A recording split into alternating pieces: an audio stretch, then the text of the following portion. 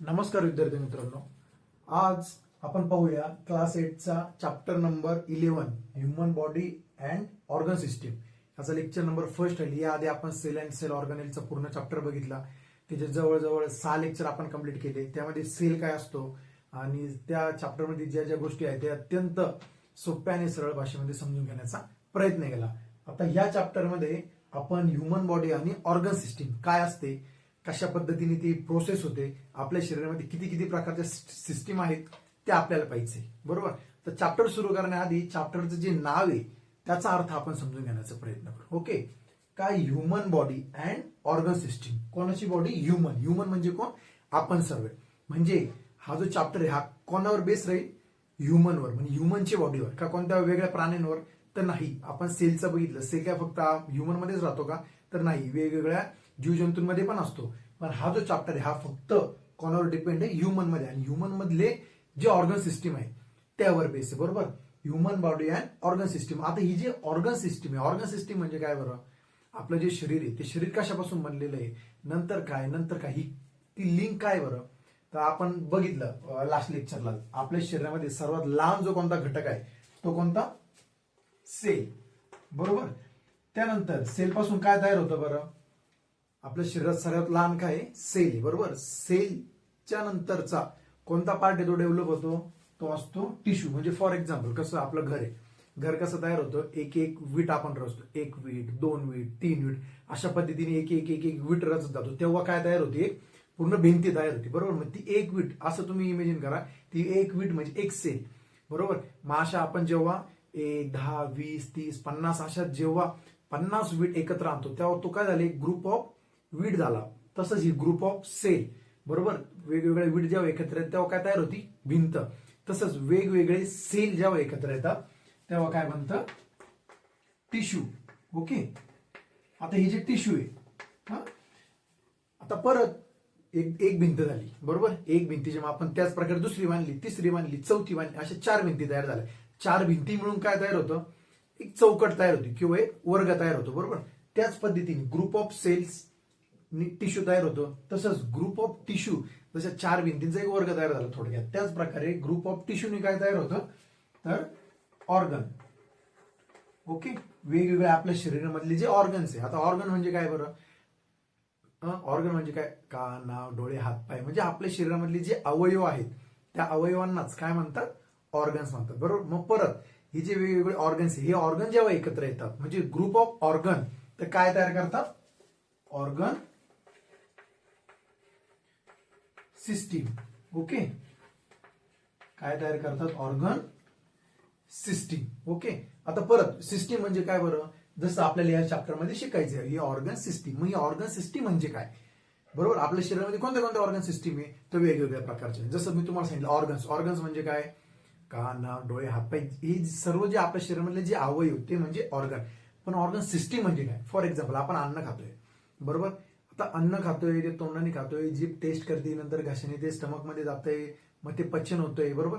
आता हे जे डायजेशन आपण करतोय, हे जे आपण अन्न जे खातोय त्यामध्ये काय फक्त तोंडच इन्व्हॉल्व आहे का? किंवा फक्त पोटच इन्व्हॉल्व आहे? तर नाही. यामध्ये वेगवेगळे ऑर्गन्स इन्व्हॉल्व आहेत. बरोबर. फॉर एक्झाम्पल तोंड झालं, जीभ झाली, टीथ झाली. बरोबर. त्यानंतर घसा, त्यानंतर इसोफॅगस वगैरे, हळूहळू नंतर स्टमक, नंतर स्मॉल इंटेस्टाईन, लार्ज इंटेस्टाईन, ही वेगवेगळे काही ऑर्गन्स आहेत. ते सगळे ऑर्गन जेव्हा एकत्र येतात, बरोबर, तेव्हा एक सिस्टीम तयार होती. आपण त्याच प्रक्रियेला काय म्हणतो? Digestive system. ती एक काय झाली? सिस्टीम झाली. कोणती? Organ system. म्हणजे ती कोणती झाली? Digestive system. कोणती? अन्न खाण्याची. त्याच प्रकारे आपण श्वास घेतो. बरोबर. श्वास घेतोय. श्वास घ्यायला फक्त नाकाचीच गरज असते का? तो फक्त श्वास या नाकाने जातो या नाकाने बाहेर येतो अशा पद्धतीने होतं काही? तर नाही. श्वास घेण्यामध्ये आपल्या नाकाची गरज असते. त्यानंतर फॅरिंग्स, लॅरिंग्स, त्यानंतर विंड पाईप असतो, त्यानंतर ट्रॅकी असते. वेगवेगळे काय असतात? वेगवेगळे अवयव त्यात इन्व्हॉल्व आहे. बरोबर. मग ती एक सिस्टीम झाली. मग त्याला काय म्हणतो आपण? Respiratory system. त्याच प्रकारे एक नर्वस सिस्टीम आली. पूर्ण आपल्या मेंदूला, आपल्या ब्रेनला जे सेन्सेशन जातात पूर्ण शरीरामधून, बरोबर, ती एक सिस्टीम झाली. ती कोणती? नर्वस सिस्टीम झाली. एक एक्सक्रिटरी सिस्टीम. असे वेगवेगळ्या प्रकारच्या काय आपल्या शरीरामध्ये सिस्टीम आहेत. बरोबर. ह्या सिस्टीम जेव्हा एकत्र येतात तेव्हा फायनली काय तयार होते बरं? बॉडी तयार होते. आले लक्षात? फायनली त्यानंतर काय तयार होते, बॉडी. ओके, आता आपण लास्ट लेक्चरला सेल म्हणजे काय हे डिटेलमध्ये शिकलो, बरोबर. सेल म्हणजे काय हे पूर्ण डिटेलमध्ये पाहिलं, काय सेलचे कोणते टाइप्स, बरोबर. त्या टाइप्स मध्ये नंतर आपल्या शरीरात कोणता असतो, त्या अॅनिमल सेल असतो. त्या अॅनिमल सेलमध्ये परत आपल्या शरीरामध्ये त्या सेलमध्ये कोणते कोणते कॉम्पोनंट असतात, त्या कॉम्पोनंटची कार्य काय आहे, ते काम काय करतात, त्यांच्या प्रक्रिया काय काय आहे, बरोबर. ते आपण सर्व डिटेलमध्ये पाहिलं. तर यामध्ये तुमचा पहिलाच प्रश्न आलेला आहे बघा, या चॅप्टरच्या सुरुवातीला पहिलाच प्रश्न, from what the organ and organ systems are made of. म्हणजे ऑर्गन्स, आता इथं बघितलं आपण टिश्यू, ग्रुप ऑफ टिश्यू काय होतो, ऑर्गन तयार होतो, त्यानंतर ऑर्गन सिस्टीम आणि बॉडी. हे जे ऑर्गन आणि ऑर्गन सिस्टीम तयार झाली, हे कशापासून तयार होतात बरं. तसं मी तुम्हाला सांगितलं सेलचे टाइप्स आहे, ऑर्गन्स पण वेगवेगळे म्हणजे अवयव, तसंच ऑर्गन सिस्टीम पण वेगवेगळे आहेत, तेव्हा बॉडी तयार होती. त्याच प्रकारे टिश्यूचे पण वेगवेगळे प्रकार असतील ना, येते का लक्षात, टिश्यूचे वेगवेगळे प्रकार असतील. तर टिश्यूला त्यामुळे आपण या लेक्चरमध्ये सध्या सुरुवातीला टिश्यू म्हणजे काय हे थोडंसं कन्सेप्च्युअल नॉलेज आहे, थोडं आपण ते गेन करू, कारण की तुम्हाला टिश्यू जेव्हा समजेल तेव्हा पुढचा चॅप्टर अजून व्यवस्थितपणे समजेल. ओके, त्यामुळे आपण आता टिश्यू म्हणजे काय ते समजून घेण्याचा प्रयत्न करू. ओके, तर टिश्यूला मराठीमध्ये काय म्हणतात, उत्ती असं म्हणतात. काय म्हणतात, उत्ती. टिश्यू कशापासून म्हणतात, तर सेल पासून म्हणतात. म्हणजे टिश्यूची पण काही टाइप्स आहे, ते कोणते कोणते टाइप्स आहे हे बघा, टिश्यू. ओके, टिश्यूचे पण टाइप्स कोणते कोणते, पहिला आहे मस्क्युलर टिश्यू, नंतर नर्वस टिश्यू, कनेक्टिव्ह टिश्यू आणि एपिथेलियल टिश्यू. हे त्याचे प्रमुख 4 टाइप आहे. जसे ऑर्गन्स वेगवेगळे असतात, ऑर्गन सिस्टीम वेगवेगळे असतात, जसे सेलचे काही टाइप्स असतात, तसे एकाशे टाइप्स आहे टिश्यूचे टाइप्स. कोणते, मस्क्युलर, नर्वस, कनेक्टिव्ह आणि इपिथेलियल, वेगवेगळे टिश्यू, बरोबर. आता आपण या टिश्यूचे त्यांचे कार्य काय काय, कशा पद्धतीने ते वर्क करतात, त्यांचे कशापासून ते बनतात वगैरे, ते नेमकं कार्य काय करतात, थोडक्यात ते एकदम सोप्या आणि सरळ भाषेमध्ये समजून घेण्याचा प्रयत्न करू. आता फॉर एक्झाम्पल आपण सुरुवात करू मस्क्युलर टिश्यू पासून. कशापासून, मस्क्युलर टिश्यू. आता मस्क्युलर हा शब्द जर तुम्ही नीट वाचला तर यामध्ये मसल्स येतं. काय येतात, मसल्स. मसल्स म्हणजे काय, जिमला जातो, बॉडी बिडी आपली काय, सगळे मुलं जिमला जातात, व्यायाम करतात, काय जातात, त्यांना मसल्स बनवायचे असतात, बरोबर. हे ज्या मसल्स आहे ह्याच कशात येतात, मस्क्युलर टिश्यू मध्ये येतात. मग हे किती प्रकारचे असतात बरं, त्यांचं कार्य काय असतं, तुम्हीच मला सांगा. आता माझे जे मसल्स आहे चांगले वगैरे, बरोबर. आता तर आपला मसल्स कुठे असतात, बोनला चिटकलेले असतात, बरोबर. हा काय फॉर एक्झाम्पल बोन आहे, ह्यावरती अशी वरतून आणि खालून काय असतात, मसल्स असतात, बरोबर. आता तुम्हीच मला सांगा, ही जर मसलची जर जाडी जास्त असेल, म्हणजे एवढी काय त्याची जाडी, ही काय एवढी जाडी, तर कोणताही जर मार लागला, म्हणजे इथं जर मी याला असं कशाने तरी मारलं, तर ते बोन पर्यंत जाईल का लवकर, तर नाही जाणार. त्यामुळे ज्या लोकांचं मसल्स ग्रोथ चांगली असते, ते चांगले डेव्हलप झालेले असतात, त्यांच्या हाडाला लवकर काय लागतं का, त्यांचे हात पाय खेळता खेळता लवकर मोडतात का, तर नाही. परंतु अशी काही मुलं ज्यांचा मसल जास्त नसते, म्हणजे ते तब्येत जास्त नसते बघा, खूप बारीक असतात, बरोबर. त्यामुळे असं जर काही थोडं जरी मार लागला ते त्यांच्या डायरेक्ट बोनला लागतं, डायरेक्ट हाडांना लागतं. त्याच्यामुळं त्यांचे बोन्स जे आहे ते डॅमेज होण्याचे चान्सेस थोडेसे वाढून जातात, थोडेसे काय होतात, इन्क्रीज होतात. आले लक्षात. Muscular tissue. तर त्याचे परत 2 टाइप्स, कोणते, स्ट्रेटेड मसल्स, थोडे 3 टाइप आहे, स्ट्रेटेड, नॉन स्ट्रेटेड आणि कार्डियक मसल्स. अशी किती प्रकारची मसल्स आहे, 3 प्रकारचे, ते आपण बघूया आता. Striated muscles. स्ट्रेटेड म्हणजे काय, त्यामध्ये तो शब्दच नीट वाचा, तुम्हाला लगेच लक्ष देईल. स्ट्रेट म्हणजे काय, सरळ, बरोबर. स्ट्रेट म्हणजे काय, सरळ.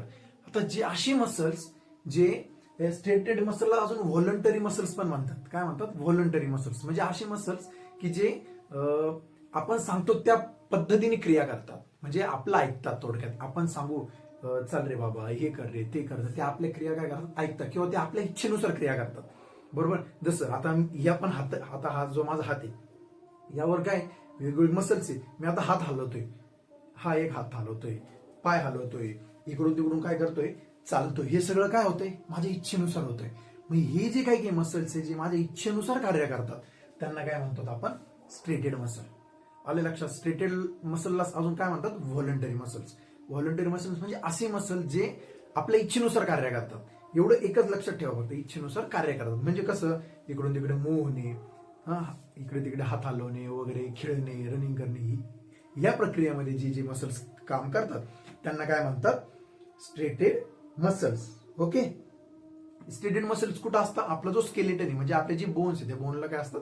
चिटकलेले असतात. मेन पॉईंट तो, हे जे मसलचं मी तुम्हाला पॉईंट सांगला त्यामधला हा स्टेटेड मसल्स म्हणजे जो आपला बोन आहे, जसं हात आहे, हातामध्ये जो बोन आहे आपल्या त्या बोनला चिटकलेले आहे बघा हे मसल्स. बरोबर. दोन मेन काय ते बोनला चिटकलेले असतात आणि दुसरं कार्य म्हणजे काय ते आपल्या इच्छेनुसार कार्य करतात, त्यांना काय म्हणतात? Striated muscle. तसंच non striated muscles. Non striated म्हणजे काय? पहिली गोष्ट ते कोणत्याही बोनला डायरेक्ट चिटकलेले नसतात.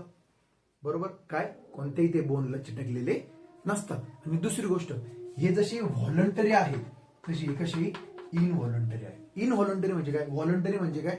जे आपल्या इच्छेनुसार कार्य करतात त्यांना व्हॉलंटरी मसल्स म्हणतात. तसंच इनव्हॉलंटरी मसल्स म्हणजे काय? जे आपल्या इच्छेनुसार कार्य करत नाही. फॉर एक्झाम्पल आपण जेवण करतो, सकाळी 12 वाजता जेवलो आपण. ओके. ते अन्न कुठे गेलं? याच्यातून गेलं, पोटामध्ये गेलं. आपण तू पोटाला सांगितलं हे बाबा आता काय तू पचन करू नको, तू पचन रात्री 9 नंतर कर. चालेल का? तो तुमचं ऐकेल का? तर नाही. तो आपल्या म्हणण्यानुसार क्रिया करतोय का? त्यामध्ये पण मसल आहे. स्टमक आहे, small intestine, large intestine, stomach, liver, हे जे मसल्स आहे हे आपल्या इच्छेनुसार कार्य करतात का? तर नाही. हे कंटिन्यू सुरू असते. यांची जी क्रिया आहे ती कंटिन्यू काय असते? सुरू असते. फॉर एक्झाम्पल तुम्ही पाणी पिलं. ओके. पाणी पितोय आपण. पाणी पिल्यानंतर ते बरोबर किडनीत जाते, फिल्टर होते, युरिनद्वारे बाहेर येते. या गोष्टी आपल्या हातात आहे का? तर नाही. तर अशी मसल्स जे आपल्या इच्छेनुसार कार्य नाही करत आणि ते बोनला चिटकलेले नसतात त्याला स्मूथ मसल्स पण म्हणतात. आता कोणतेही असो, स्टमक असं, स्मॉल इंटेस्टाईन, लार्ज, तिथे काय बोन असतो का कडक असा? तर नाही. तो कसा? बोन तिथे नसतो. त्याच्यामुळे ते जे मसल्स असतात ते कसे असतात? स्मूथ असतात. स्मूथ म्हणजे कसे? एकदम नरम असतात. बरोबर. 2 पॉईंट आले लक्षात. नॉन स्टेटेडचे, एक तर ते कोणत्याही बोनला चिटकलेले नसतात. दुसरी गोष्ट ते इनव्हॉलंटरी क्रिया करतात, आपल्या इच्छेनुसार कार्य करत नाही. आय होप तुम्हाला हे पण समजलेलं असेल, एक्झाम्पलही समजले असतील, स्टेटेडचं पण आलं असेल लक्षात. त्यानंतर कार्डियाक मसल. तर कार्डियाक मसल काय बरं?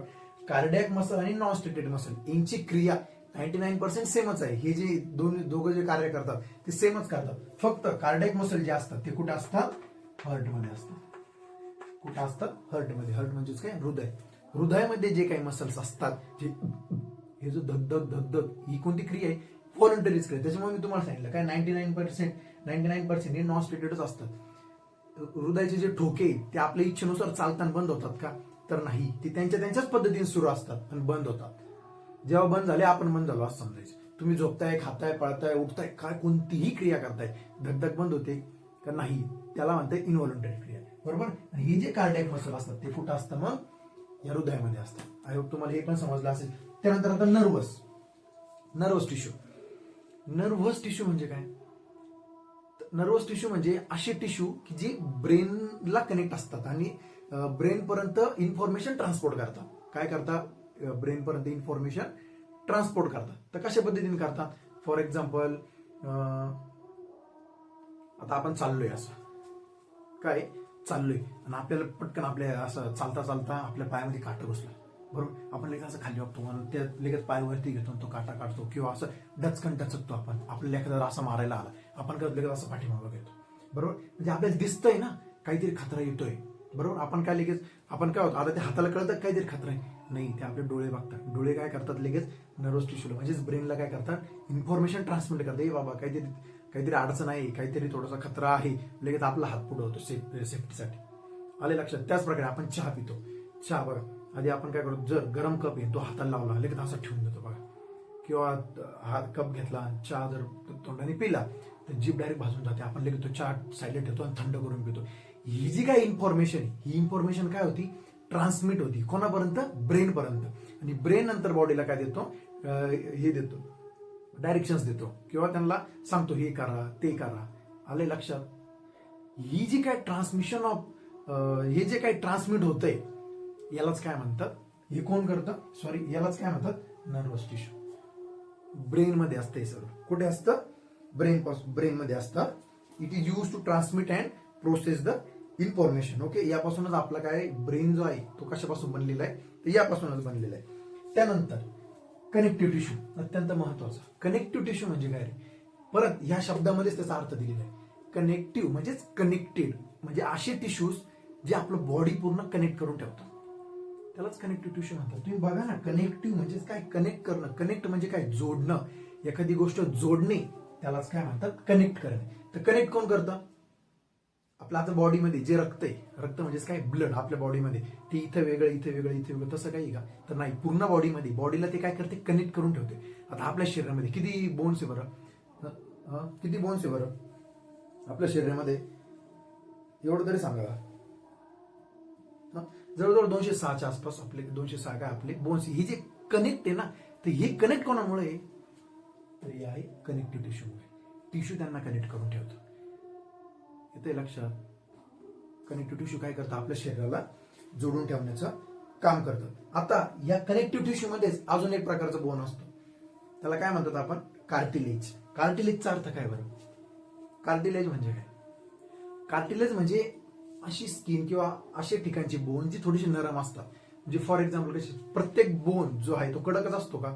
तर नाही. काही काही बघा, आता हा कान आहे पूर्ण असं पिळतोय ना, यामध्ये जो बोन आहे त्याला काय म्हणतात, कार्टिलेज. नाक आहे, नाकाचं वरचं टीप आहे, ते असं दाबलं का मध्ये जातं बघा, असं हलतं, हलवलं तर हलतं पण. यामध्ये जो बोन आहे त्याला काय म्हणतात, कार्टिलेज बोन. बरोबर.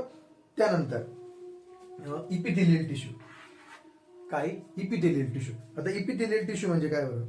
हे काय करतं, हे फॅट बनवतं. या इपिथेलियल टिश्यू मध्ये काय असतो, फॅट असतो. काय असतो? फॅट असतो. फॉर एक्झाम्पल थंडीचे दिवस आहे, आता आपल्याला खूप थंडी वाजते, बरोबर. ज्या मुलांना किंवा ज्या मुलींचं शरीर थोडंसं कमी, सॉरी म्हणजे त्या बारीक आहे, ज्यांच्या शरीरावर जास्त फॅट नाही, ते जास्त जाड नाही, जास्त वजनदार नाही, त्यांना जास्त थंडी वाजते बघा. कारण की त्यांना फॅटच नसतो ना शरीरावर, तर थंडीपासून त्यांचं रक्षण होतं का? तर नाही होत. बरोबर. तसंच ज्यांच्या शरीरात फॅट जास्त आहे, वजनदार आहे, असं मस्त डेरी बिरी घेऊन चालतात, त्यांना थंडी कमी वाजते. का कमी वाजते? त्यांच्या शरीरामध्ये जो फॅट असतो त्यामुळे. आणि जर आपण लेडीज आणि जेंट्स यांचं जर कम्पेअर केलं, तर ॲज कम्पेअर टू लेडीज, माणसांना जास्त थंडी वाजते. कारण की लेडीजच्या शरीराची रचनाच अशी की त्यांना फॅट थोडंसं जास्त असतं, त्यामुळे त्यांना आपल्या तुलनेमध्ये त्यांना थंडी काय येते, थोडीशी कमी वाजते. बरोबर. त्यानंतर इपिथेलियल टिश्यूचा अजून एक महत्वाचा घटक म्हणजे म्हातारपणे बघा, आपण आपल्या घरी आजी आजोबा असतील तर त्यांची स्किन बघा, म्हणजे हातावरची जी स्किन ती अशी थोडीशी अशी गळून गळून पडते. म्हणजे त्याला झुर्रिया येतात त्याच्यावर. झुर्रिया म्हणजे थोडीशी अशी एकदम अशी पातळ होऊन जाते, आतल्या नासा दिसायला लागतात, डायरेक्ट एकदम पडून जाते. हे कशामुळे होतं? हे इपिथेलियल टिश्यूमुळेच. आले लक्षात? आता हा आपला लेक्चर नंबर 1 आहे, पण या लेक्चर मध्ये काय हे ऍटलिस्ट तुम्हाला समजलं तर पाहिजे ना, नेमकं सेल म्हणजे काय, टिश्यू म्हणजे काय, मग ऑर्गन्स कशापासून तयार झाले, ऑर्गन सिस्टीम कशापासून तयार झाली, त्यानंतर बॉडी कशी आली. हे खूप बेसिक आहे, त्यामुळे हे तुम्हाला समजलं पाहिजे. हे जेव्हा तुम्हाला समजेल, बाकीच्या गोष्टी आपोआप समजतील. त्यामुळे मी एवढं एक्सप्लेन केलं. त्यामुळे आपलं लेक्चर नंबर 1 जे आहे ते फक्त या टिश्यू मध्येच गेलं. ओके. नेक्स्ट लेक्चरला आपण पुढचं इंटरनल एक्सप्रेशन, एक्सटर्नल रेस्पिरेशन जे आहेत ते आपण घेऊ. आय होप तुम्हाला सेशन आवडलेलं असेल तर नक्कीच लाईक, शेअर, सबस्क्राईब करा. थँक्यू.